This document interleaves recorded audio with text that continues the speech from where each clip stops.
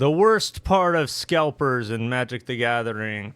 We're going to dive in. We're going to understand all of the nooks and crannies of these terrible, terrible people. Magic the Gathering scalpers are a little different. Pokemon scalpers get the majority of the attention. Pokemon scalpers are the ones that are rushing into Costco, grabbing it all, shoving the kids out of the way, ripping it out of the single mother's hands. Those are Pokemon scalpers. That hasn't happened much in Magic. I mean, it could. Like, if they put collector booster boxes and on shelves for super discount, like, it would happen. Like, the Magic scalpers would come out of the woodwork, and they would, they'd get up from their Discord couches and they'd go. But for now, where we mostly see scalpers are online. The Magic Gathering, I was about to call it a multiverse. The Magic the Gathering universe of products, a lot of it, you can get the best deals online. There's big stores that offer great deals, great discounts, places like Stomping Ground, where if you pre-order with them, you can often, you're guaranteed, like, they will get you your product and you can often get a great deal. Then there's, of course, straight from Wizards. There's products like Secret Lair or the Chaos Vaults Secret Lairs or whatever. And this, I think, is where a lot of people see the scalpers. I guess we also see scalpers sometimes with single cards where people will buy up. Oh, actually, I got to show you the glory that is Jeweled Lotus. I know I keep talking about it, but, this is actually quite relevant. Because when you take a look at Jeweled Lotus, and you look at the past just few days, I mean, look at, this is crazy, people. 35, 26. Look, last week on, January 27th, whatever day that was, not a single person wanted a Jeweled Lotus for, $40. Not a single person. And then suddenly yesterday, dozens of people are like, wait, no, I need one. It's $80. So are these scalpers? I don't know. I guess we'll see. But scalpers have come in here. They have bought some of these cards. Some scalpers have dozens or even like 100 plus of these cards laying around. And they're waiting and they're taking advantage of these poor customers that are buying now, even though they could have bought a week ago at half the price. Anyway, so point being that there are scalpers in Magic. They're just not as like flashy as the Pokemon scalpers yet. Okay, so what makes scalpers so evil? Well, the Pokemon scalpers, it's really easy to see because they're, shoving kids down to the ground and ripping product out of single mothers' hands. The Magic scalpers, it's a little more insidious, a little more secret, because they are buying the products that people might want later. There's a chance, like this does happen. There are Secret Lairs, for example, where scalpers will run in and they'll buy a bunch of it, and then it turns out nobody wants it. For example, the Hatsume Miku Secret Lairs. The first one was all hype. It was like, oh my gosh, anime girls and Magic, wow. But and I apologize, I don't actually know anything about Hatsume Miku except for what happened with Magic the Gathering. And so, no disrespect, only respect for the Hatsume. So the sequels to the Secret Lair, the first one was hype where it was like, oh my gosh, this is cool, this is going to be a one and done, isn't it? No, they did it like 2 or 3 or 4 more times and the cards weren't worth much, and scalpers bought it up and were trying to sell it, and some of these cards, some of these items were selling for less on the secondary market than they sell in than they sold online. So scalpers were sometimes taking a loss. Now, don't feel bad for them. Remember, they're evil. So, but sometimes, obviously, they make quite a bit of money if they get a Secret Lair. So, yeah, Secret Lairs are probably the easiest example to talk about. Collector booster boxes is another one. There are evil scalpers who will pre-order, and it's the same thing, right? So you get on the computer, you buy low, the price goes up, you sell high, and the scalpers get to walk away with a bunch of money. And like I mentioned, there's risks involved. I mean, there's a lot of people who bought Spider-Man collector booster boxes, a lot of scalpers, thinking that they were going to, get away with it. But no, they got punished just like the dirty scalpers should. And even the most recent Secret Lair, like the Fallout Secret Lair, We can take a look at it now. I think it's still available. And there's certainly scalpers day one who were taking a look at these kind of products and were like, oh, I'm going to pick this up because this is going to sell for double or triple on the secondary market. And then lo and behold, low stock for the foil bundles, eh? That's an update. But yeah, these are still available. Wow, this is crazy. The foil ones are way more available than the non-foil ones. Anyways, okay. Sorry, I digress. Lots of good examples of scalpers being evil. So what's the insidiousness? What do these scalpers really do to these markets? Because they buy, and I guess we'll have to go through a couple different examples. Maybe we talk about Jeweled Lotus. We talk about Final Fantasy Collector booster boxes. We talk about Secret Layers. So let's talk about Final Fantasy Collector booster boxes. So scalpers were able to get in, around that $600 mark. They were pre-ordering, they were buying. They're like, we are going to get rich. And even in the scalpers' wildest dreams, they couldn't predict what would happen next. Actually, I guess they could. Their wildest dreams are pretty wild, but the box price is shot up from the $600 they bought it for to $1,200, $1,400. Woo! So, what was the time to do? For some scalpers, it was time to sell, and they got to pocket some cash and got away with it. And then some scalpers held, and they're still holding to this day. And very rude of them. Okay, so what does this do to us, the consumers in the market? So, first off, as a consumer, some consumers pre-ordered along with the scalpers, right? So they took on the risk that the box prices could go down by pre-ordering, and then they got their box, and they got it at a great discounted price compared to what market was after the box came out. So some normal, good gamers got great prices. Then some gamers wanted to wait because they didn't know about the product or because it was just too risky. They weren't sure about paying $600 for one box of booster cards. Who can blame them? So they wait until the product comes out, and the product comes out and the price shoots up. It shoots up to $900, $1,000, $1,100, $1,200, and the price keeps going up and up. And people were buying this thing. In fact, let me just pull it up on TCG Player to have something to look at. People are buying, $1,200 booster boxes. Now they're not $1,200 anymore. Now they're like $1,000. But we can take a look at oh, that's not right. Wow. Yeah, I mean, back in June, July, look at this, hundreds, thousands selling for, $1,000 to $1,400, 260 sold between June 30th and July 6th for between $1,000 and $1,400. Amazing. Stop. Absolutely crazy. So these are customers buying. Now, could they be scalpers? Well, let's play that out. Let's say that these were scalpers. Okay. I guess that didn't work out well for them because, with TCG Player fees and sales tax and things like that, if they were to sell today, they'd lose money. That is rough. But let's say it's not scalpers. Let's say that it's actual buyers. So if it's actual buyers who are actually opening the product, then, wow, guess it's worth it for them. And these people are buying somewhat from scalpers, right? Okay. Here's where things get really interesting. Let's pretend that there were no scalpers. Or let's pretend that on day one, everyone who got to buy the cards were the people who were actually going to open them.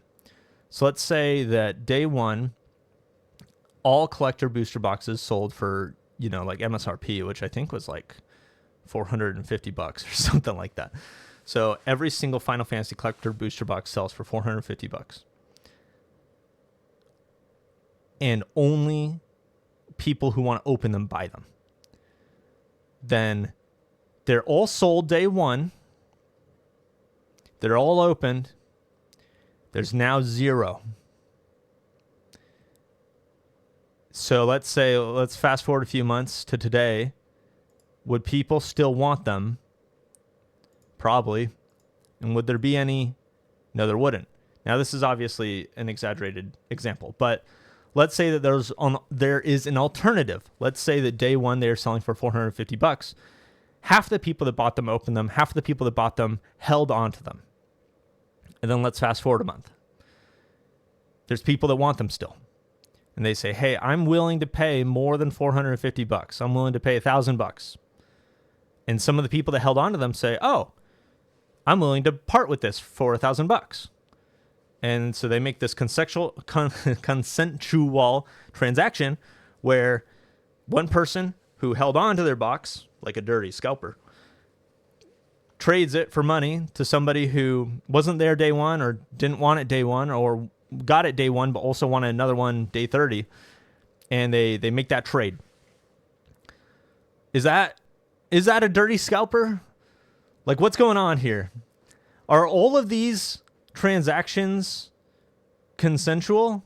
Like, has everybody that's bought in a collector booster box for $1,000, do they all know they're buying from scalpers? I'm defining scalper really loosely here, but if anybody who bought day one that hasn't sold yet but is selling now for an elevated price as a scalper, then if you want to buy this today, you have to buy it from a scalper. If there were no scalpers, there wouldn't be any, right?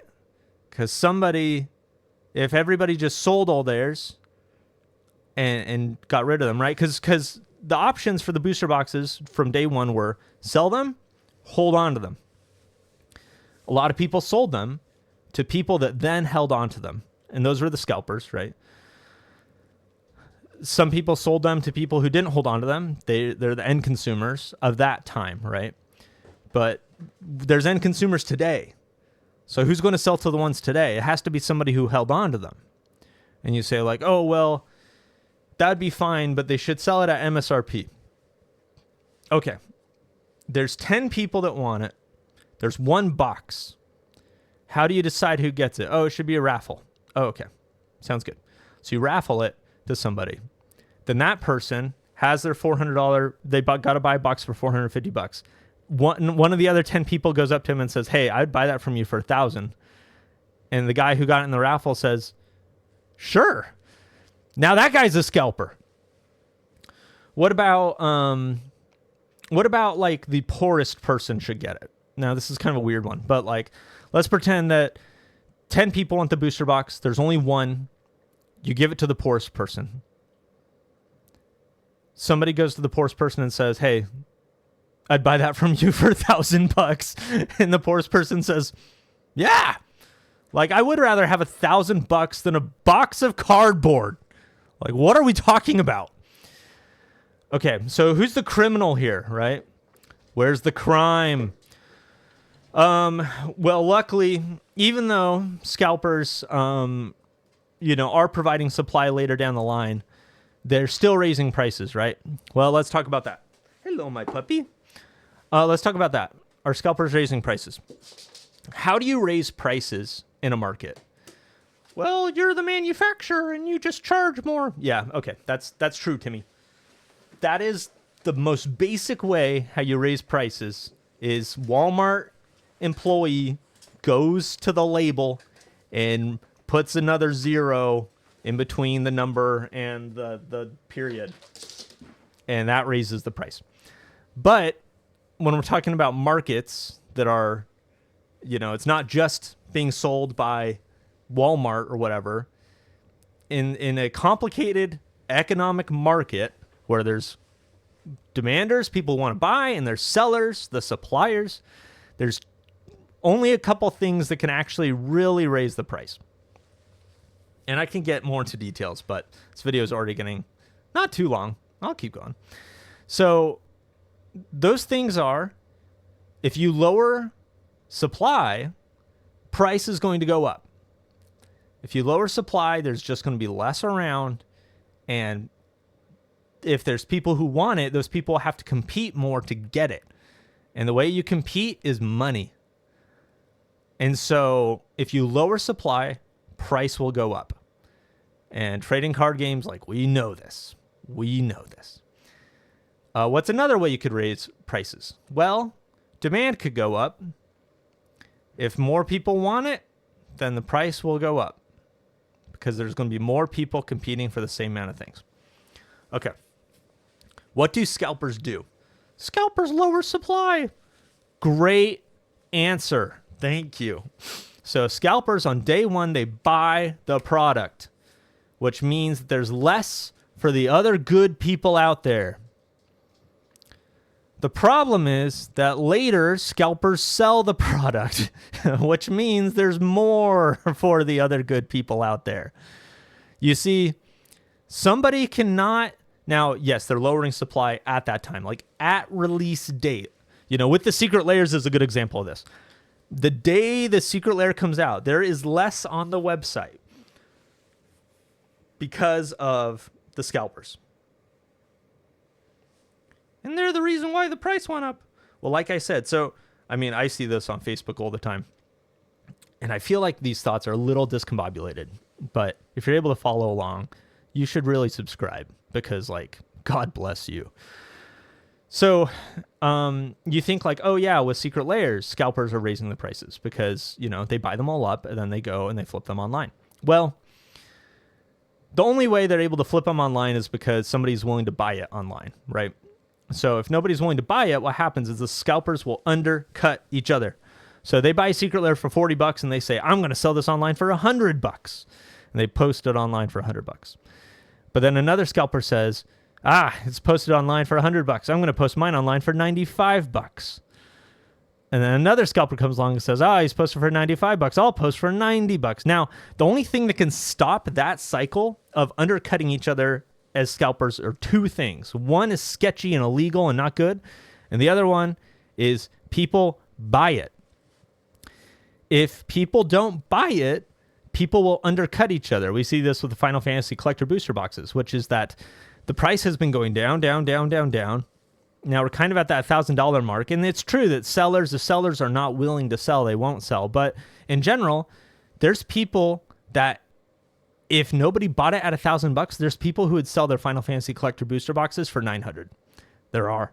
But people keep buying, and the sellers are patient enough to say, okay, we're not going to flood the market. And it's not we, right? Each seller is on their own. And they're saying, I'm not going to flood the market. I'm just going to post my collector boxes for $1,000 and wait for them to sell.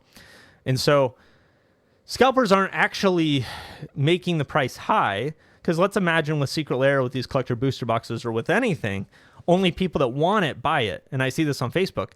People will then go on Facebook and say, hey, I bought this at launch because I wanted it, but I wanted it for $600, not for $1,000. And now it's selling for $1,000.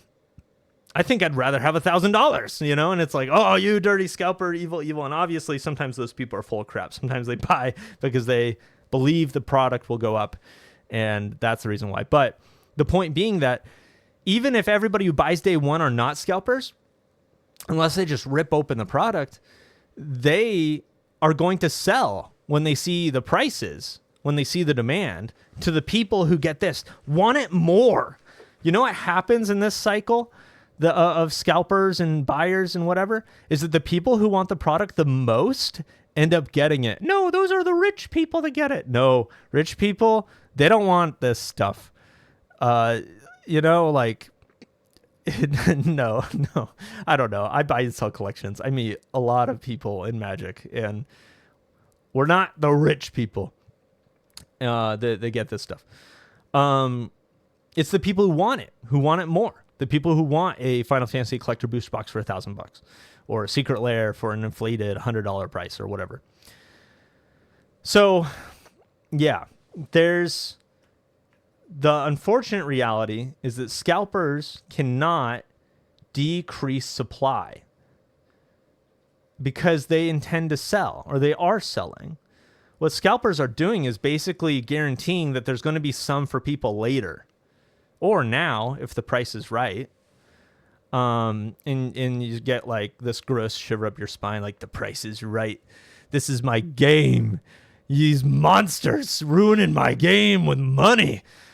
But this is the thing, is by saying the price is right, that's basically the same thing as saying scalpers get stuff to sell it to people that want it the most. Like, how about that? Because if you really want it, you can sell cards from your collection to get it.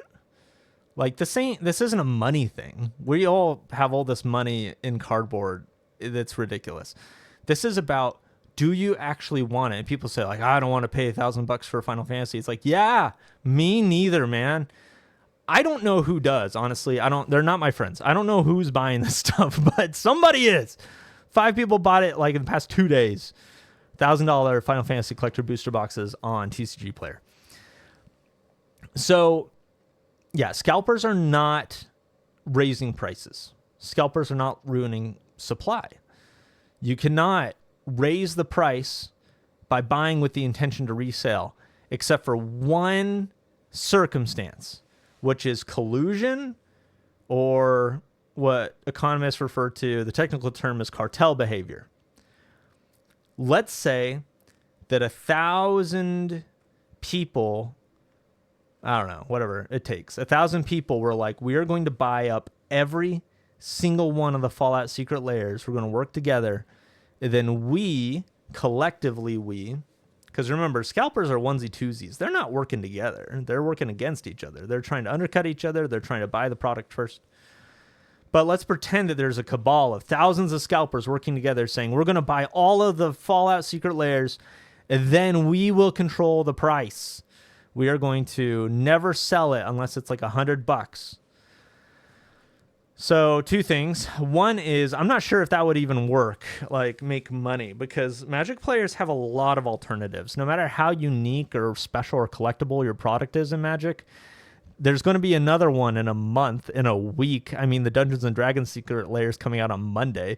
So, if people are like, oh, I just don't want the Fallout secret layer for $100, then that collusion, that cartel could just kind of lose money. But so that's one thing. I'm not sure if that would even work. But let's pretend it works. Let's pretend that they are able to make extra money because they colluded together to raise prices, to artificially raise prices.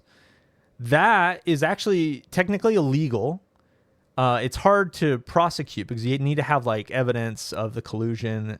Like, man, if you're going to do this stuff, don't. But if you're going to try to collude, don't write it down. Don't make YouTube videos about it. Don't, because and I mean, the reason I'm talking about this flippantly is because this is trading cards and nobody cares. And there's so many big businesses and things like that where collusion goes on that is very illegal and it doesn't get prosecuted. So it's not like people banding together to raise the prices of secret layers would be on anybody's radar, except for, of course, our community. But that being said, you can get in a lot of trouble, man. If you wrote down like, me and John are going to work together to buy up all the stock of whatever and then try to sell it, or it's like that is illegal. That is you get in trouble in the United States. Now worldwide, like you hear about the oil cartels, right? Like in the collusion among the big oil, whatever they're called, and they work together to artificially raise prices despite there being a ton of oil everywhere. And even inside of that cartel, there's still incentives to like undercut each other and things like that. So there's a lot of drama. But anyways, so if you have evidence that the people who bought Final Fantasy collector booster boxes, or the people who bought secret layers that sold out, or whatever, that there is a big collusion, then yes, that could raise prices. But besides that, scalpers cannot raise prices because they're buying with the intention to sell.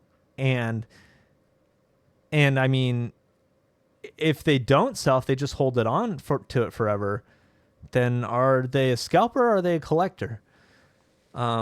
It's just a weird thing. It's a weird thing to try to like nail down.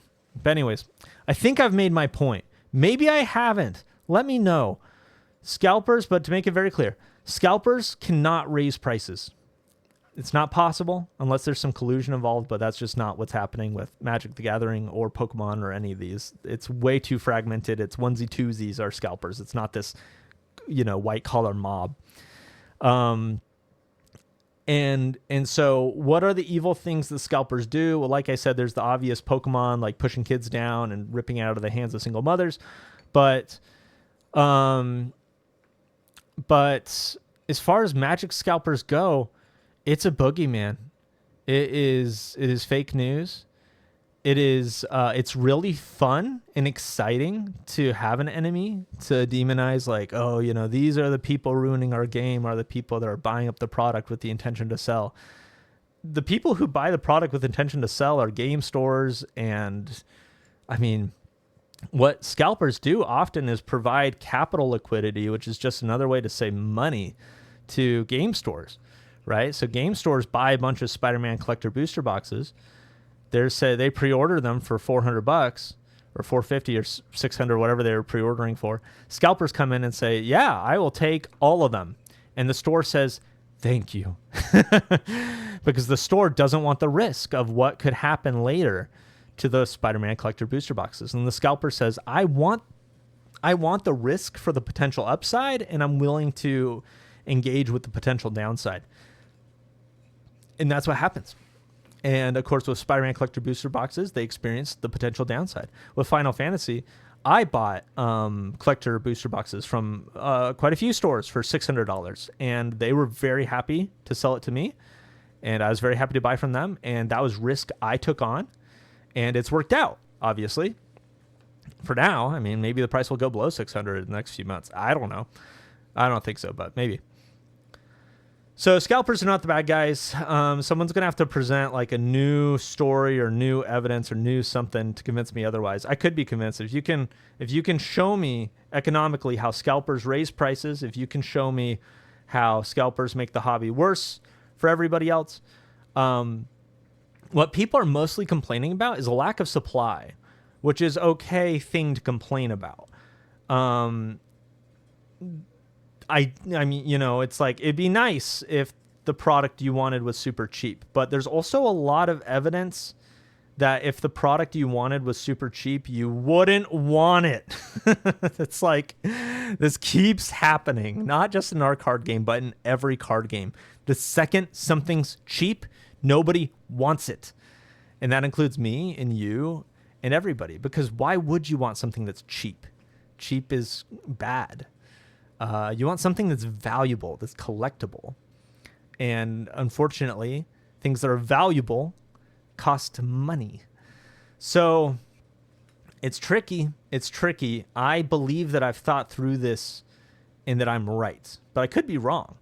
I'm very open to being wrong. My favorite thing in life is to always be right. And the way you can always be right is that the second you know you're wrong, you change your mind, which sounds a little scummy, but just like learn what's true and accept it and move on, right? Like if someone's like, Nick, your hair sucks. And I'm like, well, I don't think so. And then they're able to prove to me my hair sucks. And I'm like, oh, you're right. I should dye it red every day.